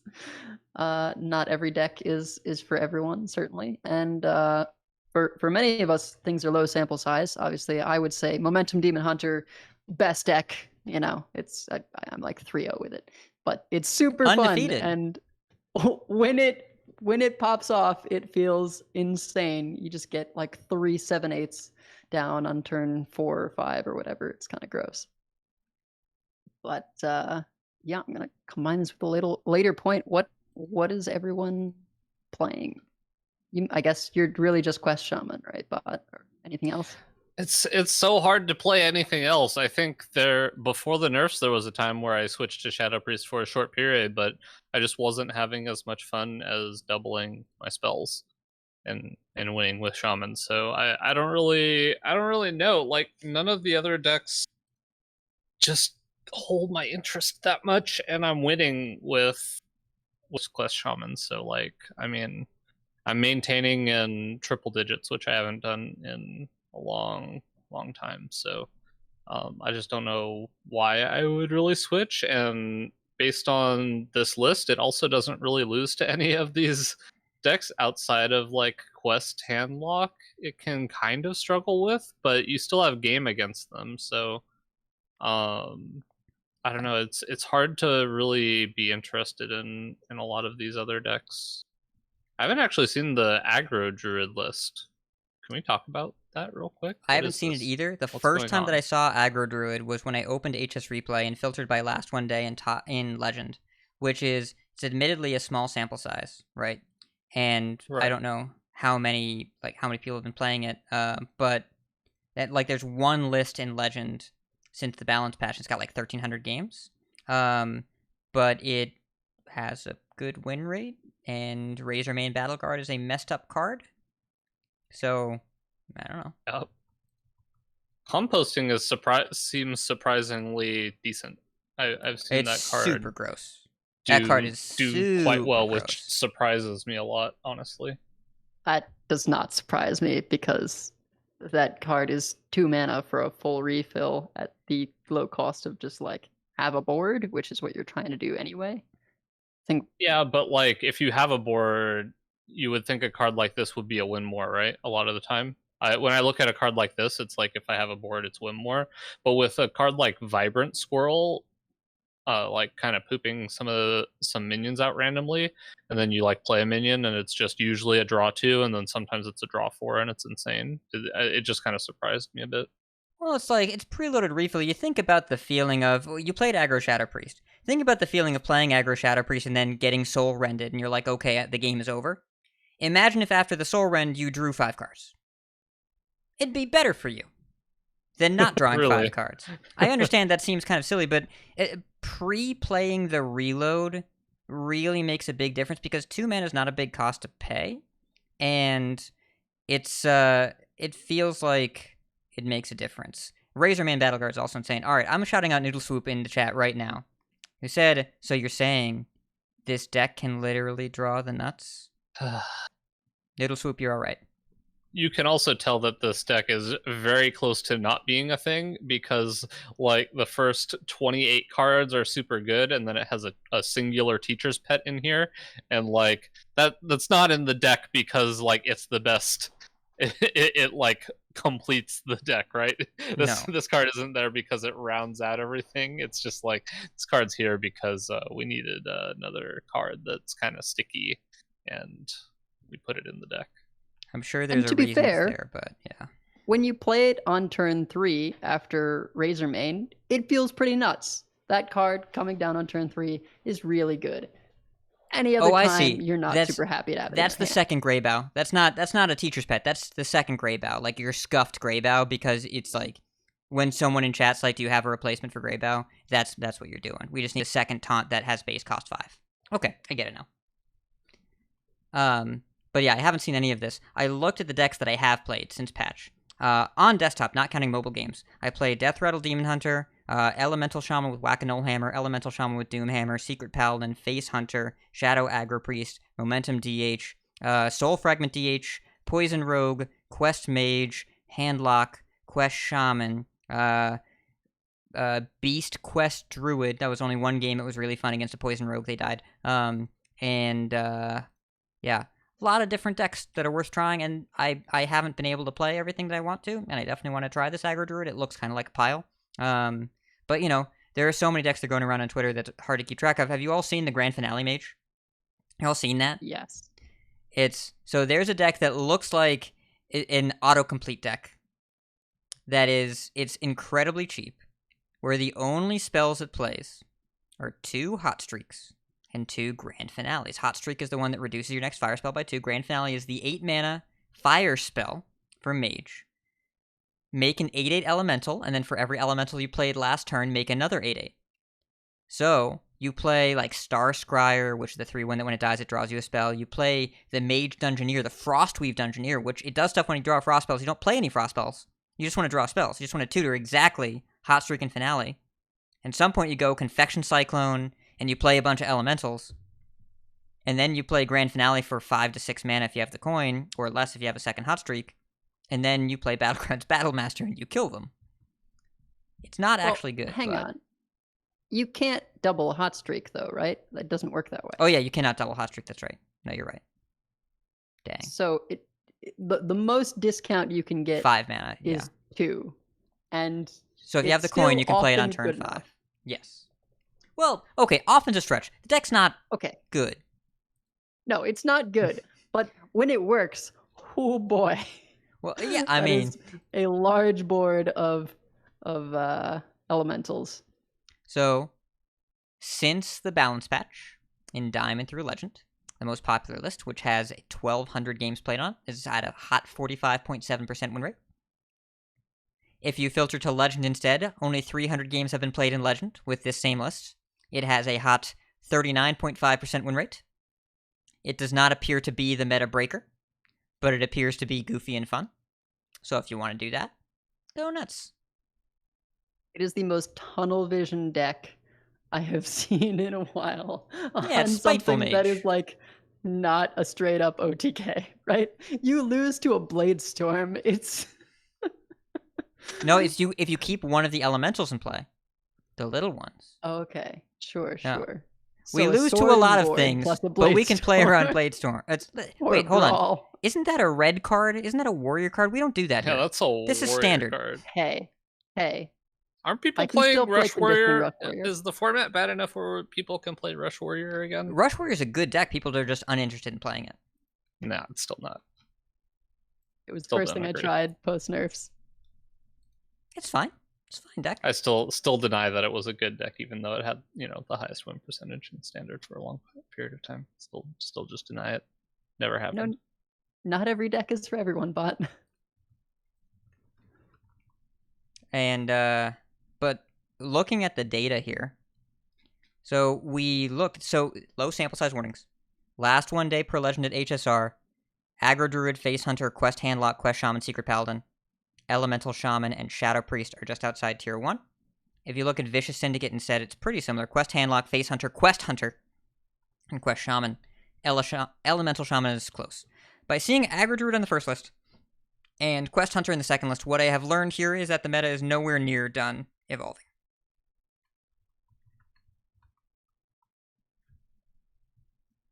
I played a bunch of Quest Hunter before the nerfs, and it definitely felt reasonable. Like it felt like tier 2. So I haven't tried it again post nerfs, but you still get to feel like a Face Hunter against things like Mage and Warlock, except with the advantage of not really having minions. That's an advantage, absolutely. It's weird. It's a very strange format, but like, Soul Rend turns on all their life gain and taunt cards against Handlock. Mage obviously needs minions to target with fire and frost spells a lot of the time. Playing no minions, Poison Rogue, No Hands was playing a list that updated. He cut the Wand Makers and the Prize Plunderers, and just put in like a Coerce, I think, and Garrotes, and just no minions, period. So I think it is actually significantly improved by cutting the minions in those matchups. And I played the first game of Quest Mage I queued up this expansion yesterday was against a Quest Hunter, and that matchup is unwinnable, I am convinced. Like, you can't play half of your cards that progress your quest, and every single card in their deck is just damage. It's just direct damage exclusively. It feels like the old Spell Hunter versus Miracle Rogue matchup. Is the Miracle Rogue just like, you lose to their hero power, and they play other stuff too. But we kind of talked about how the format feels. So there's been more community chatter around this particular period than I remember in a while. I remember Deck of Lunacy Mage. You know what? The chatter around that, pretty justified, and then went away with the patch. But this patch changed 8 cards, and we talked about in Life and Letter how it really felt like it sanded down the edges of turns that felt too powerful, even though the format's still pretty fast. But the way that people are reacting to this meta feels almost as polarized as the matchups in this meta, where people either like go out of their way to say how much they like it because they feel like everyone hates it, or they go out of their way to say how much they hate it because they feel everyone likes it. And there's this bizarre experience gap where it feels like there are two groups that are almost unaware of each other's existence, where both people that feel happy with the meta and people that dislike the meta don't feel heard, and I don't know how to process that emotionally. What about the third group that isn't aware of either of those groups existing?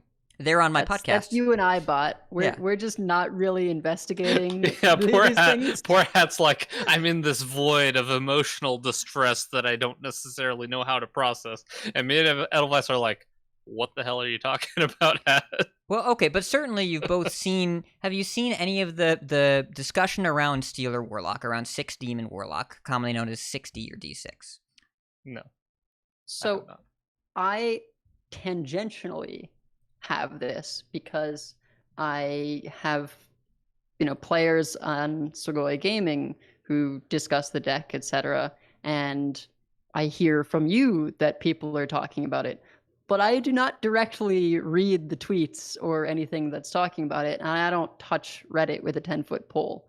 So I feel like, Hat, you're just the watcher here, where you see everything but can make no influence. And then Bot and I are just chilling in our bubble of not knowing what's going on. Yeah. So, speaking as amateur community manager that I am, the vibe that I've gotten here is that this is the biggest shift from a previous meta that I've seen in a while, and also the 6 Demon Warlock thing. That deck has one of the more warping play patterns on players' perceptions, where everyone constantly believes the only time I lost it was my fault for not being fast enough at the animations or for misplaying. But a deck having a narrower path to victory does not make it a good deck where the pilot struggles. It means it's a worse deck. And the win rate really is not there as to justify it being a tier 1 deck. However, the feeling that I get, what this reminds me of more than anything else, it's not quite Darkmoon Faire Lifesteal Demon Hunter, though it's pretty close to that. This is Turtle Mage. It feels like it's breaking the rules of the game.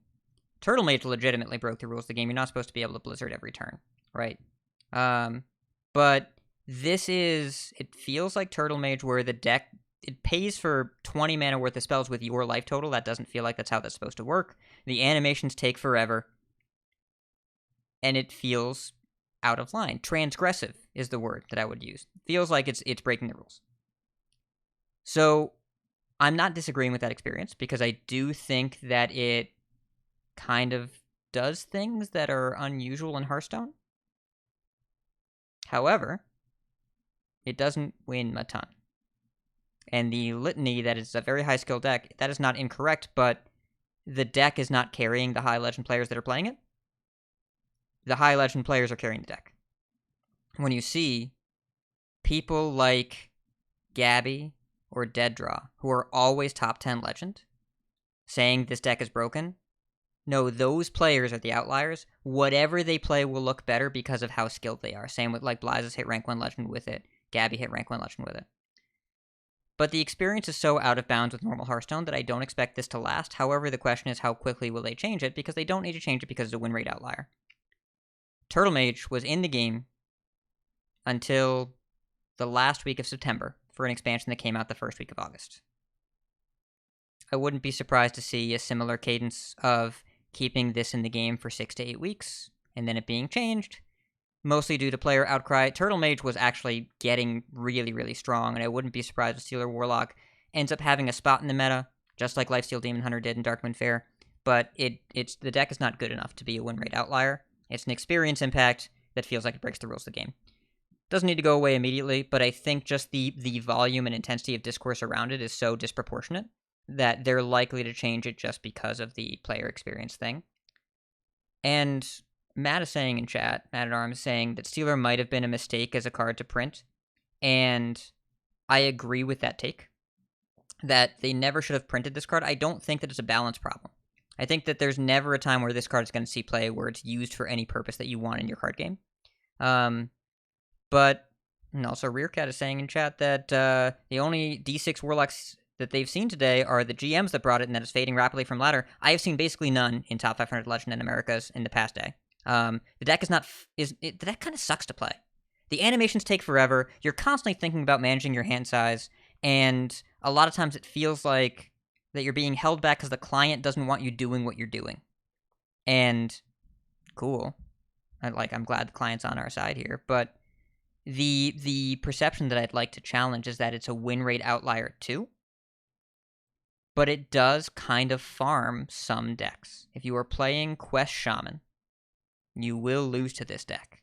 If you are playing Handlock, you will probably lose to this deck. If you're playing something that is slower and doesn't pressure immediately and doesn't do direct damage, you're going to have a bad time, and that might color your perception of what's going on here.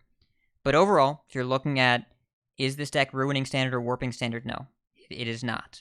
Do people think it is? Do people have a bad time playing against it? Yes, they do.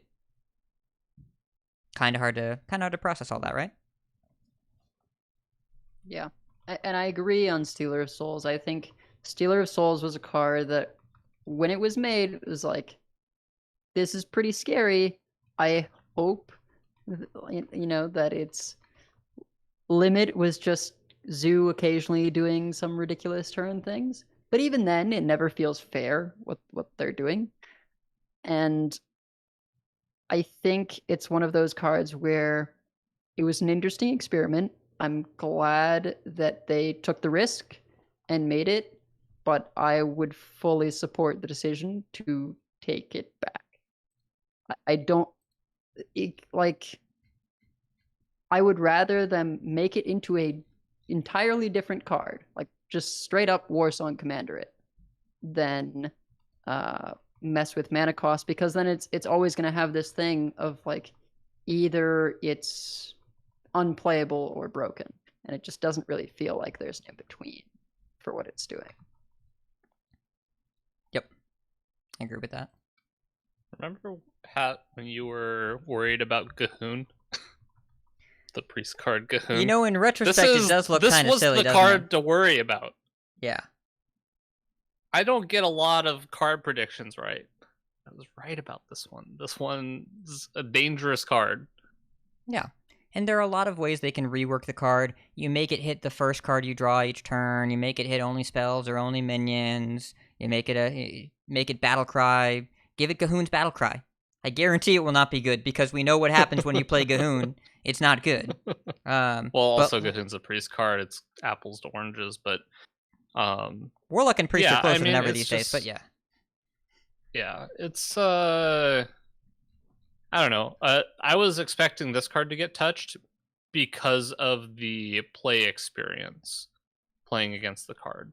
I guess they voted in favor of the play experience of getting to play the card and getting to experience those turns where you complete the quest in one turn. But I think eventually they will probably come around to the idea that this is probably not what they want the experience playing Hearthstone to feel like for a lot of people's playing against this card, where,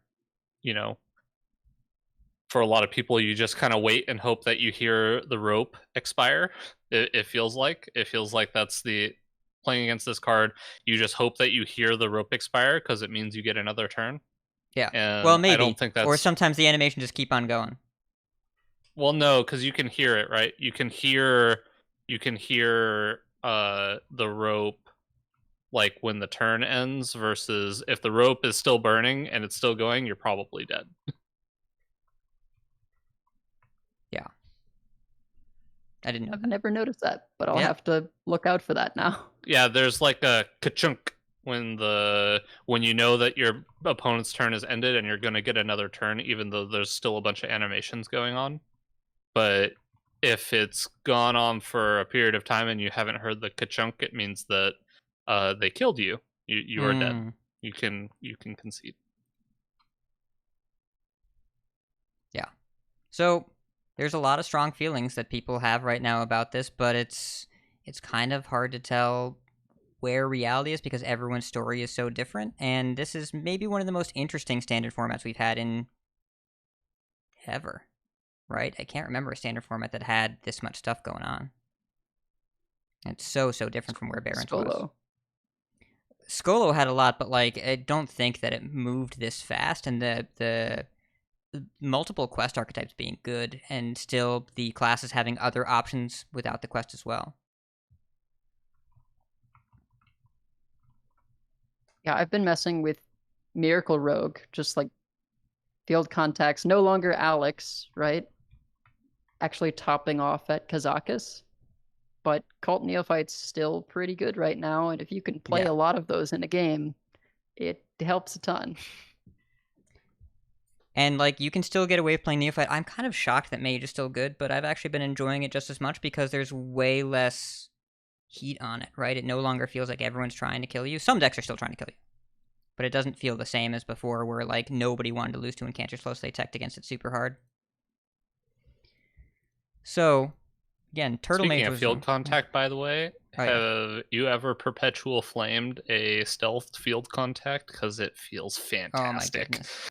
That's amazing. I have to tell you, it feels fantastic, and that rogue did not win that game that I'm pretty sure they were convinced they were going to win. Yeah. I would How be did convinced they stealth the field contact? Shroud? Rogue Quest. Reward. One of the gadgets. It was a 5-2 field contact that I think they thought would win them the game. And then it got perpetual flamed, and I'm sure if they could have, they would have perpetual flamed me in chat. Yeah. Oh, I see what you did there. I enjoyed that. So, I guess the question here is, how do we feel about the current state of the format and the feel of the games before we wind down here? So I understand it's a polarizing experience, and like sometimes we've enjoyed slower decks, sometimes we've enjoyed faster ones. I feel like that we're all in a pretty similar place of like there's a lot going on, a lot to enjoy, and you know there's of course opportunity for anything that's like really really fast to get old. But so far, I feel like there are so many options on the table. I'm pretty excited to play 5 games with Aggro Druid and realize it's not as much fun as Quest Shaman, and then just go back to that. But I'll probably play 3 to 5 games with the Aggro Druid, and maybe it'll be entertaining. But I think that there's just like right now there's a certain number of decks that feel like they're kind of a class above the other stuff, but the other stuff feels like it's just a card or two away from being able to catch up. So I'm interested to see what the mini set's going to bring. Like if you give another 1 or 2 damage cards to Quest Hunter, maybe all of a sudden that jumps from barely playable to the better Hunter deck, better than Face Hunter or something, even though adding damage cards probably just makes Face Hunter better as well. So yes, we'll see. But I mean, I think there's a lot of potential in other stuff. I think that if it continues that Quest Warlock and Quest Mage are as rampant as they were before, we'll get more changes. And I'm just gonna keep playing stuff that feels fun for me, and I'm still having fun with the format. If you're not having fun with the format, changes come so quickly. Now might just be a good time to take a break, because before long they're going to make another nerf or something, and format might completely change up again, and it'll be more fun for you. So it's not like the old days where like taking a break from a format you have to wait potentially months before anything actually changes. Things until rotation will change within a like month, you had to wait right? until the following April. And then even sometimes rotation would happen. Like sometimes you would wait for a new expansion to come out, and the expansion wouldn't change any of the viable decks, and you're just sitting there with the same decks being viable with new cards, and you're just kind of screwed. And they just kind of keep messing with stuff, and hopefully it lines up better with what you're interested in. And if not, then 0.2 is coming out for Battlegrounds. Hopefully you enjoy Battlegrounds. Or maybe try out Arena. Maybe the balancing made Arena more fun for the class you're interested in. Who knows, man? It's yeah. We're never going to tell people to shy away from taking a break from the game if you're not enjoying yourself, because Hearthstone is a game, and games are meant to be fun. And I haven't shouted out Squelch in a while, but that is a great podcast that you should all also listen to. And speaking of which, just try to enjoy yourself. Enthrollment, huge duels main, coach for us, gave me the hot tip. If you want to play the Warrior Quest and you're sad you can't do it in Standard, you can do it in Wild, but boy is it good in duels. Especially when you get double battle cries. When your Harbor Scamps draw 2 pirates on turn 2. Pretty nutty. Pretty insane. It's just something to think about. Edelweiss, what are you What's the best hero power for that deck real quick? Just Bruising. Obviously Bruising. The 0 mana, the free attack thing. Okay. Yeah. It's quite good. Otherwise, are you enjoying things? I mean, you just won the tournament. I assume that you are. Both gonna try the Duels Quest Warrior now. Oh, it's I have good. Been yeah. wanting to play that. Really fun. But I am enjoying real things. quick, what's going to happen is I'm going to queue up a game of Duels, and I'm not going to get Warrior, and then I'm just going to retire the deck and go do something else. But no, you're going to open the mode. You're going to roll a new Duels run. You're not going to see Warrior. Then you're going to go back out of the mode. Yeah, I can see the future. Anyway, sorry for interrupting. Had to get that in. It's fine. Yeah, I've been enjoying the game quite a bit. I think there's still plenty of experimentation to be done and messing around with various lists. Could end up in one of those situations where tier 2 is just like full of a ton of different options. But I definitely understand how people could be unhappy with certain elements, because this is one of those metas that has a lot of polarizing matchups, and we haven't had that in a while. Barons was sort of the opposite of that. There were a few 60-40s, but it was rare for anything to be worse than that, and there were a lot of decks that you could just cruise by for being really good at what you were playing, and there were a lot of really close matchups. And it's not necessarily the case now. There are certain matchups where you need your opponent to screw up in order to be able to actually win, or just have them have a trash draw and you have the best draw possible. And that can feel bad when it feels like you run into a certain something and you just have no chance. But it makes for really interesting tournament metas, I find.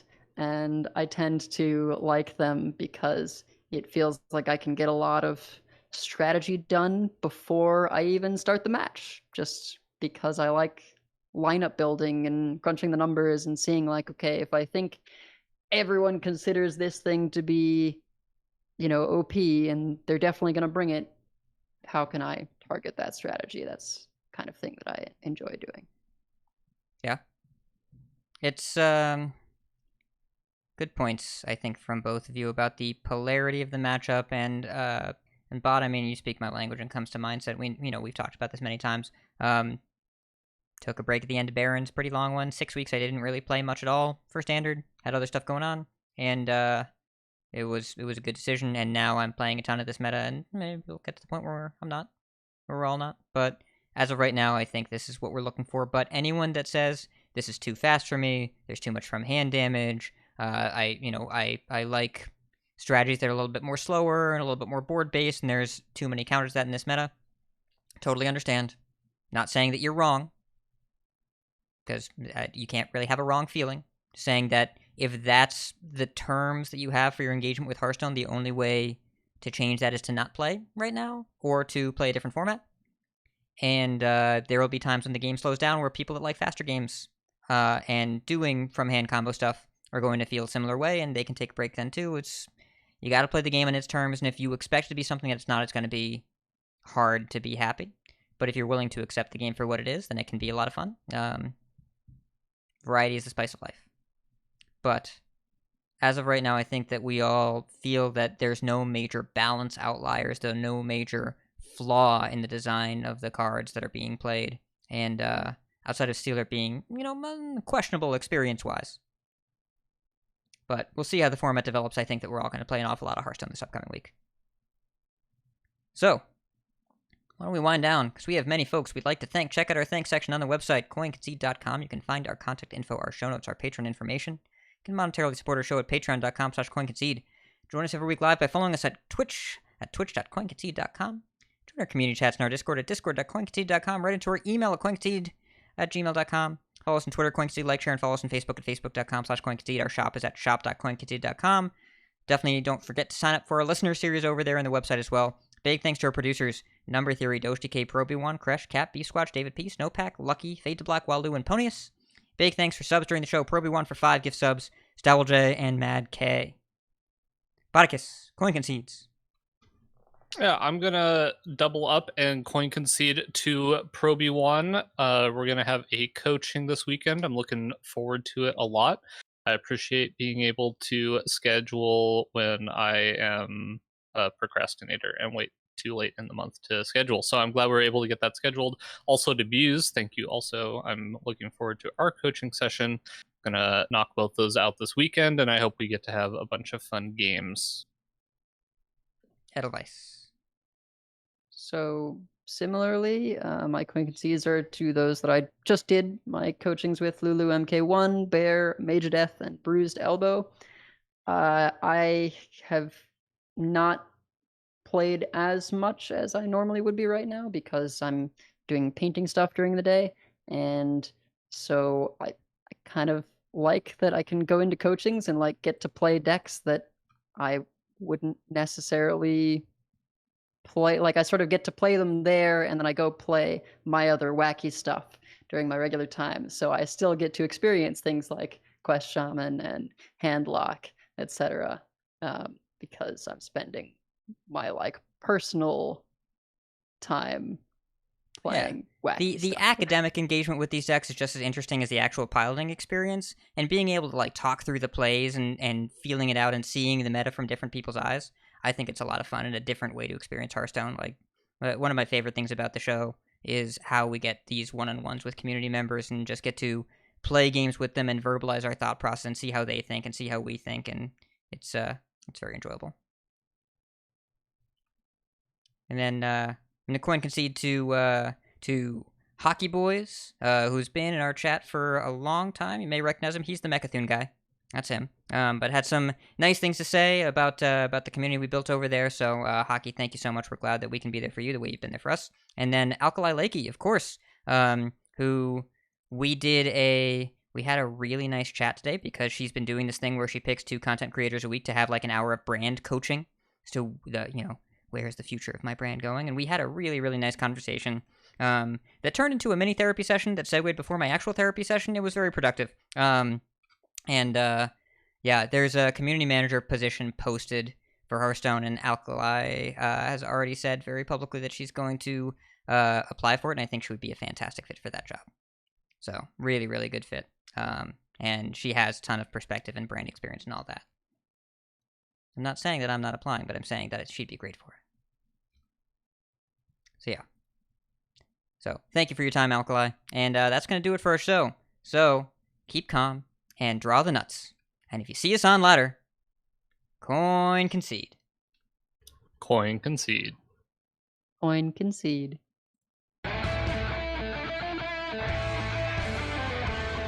All right. Stopping recording. Thank you so much, everyone, for tuning in. Appreciate you all. Wonder what next week we might need a real Decksplanations because we keep just like, hey, what's up with Standard? Done that for 3 weeks now. We probably need a real one next week.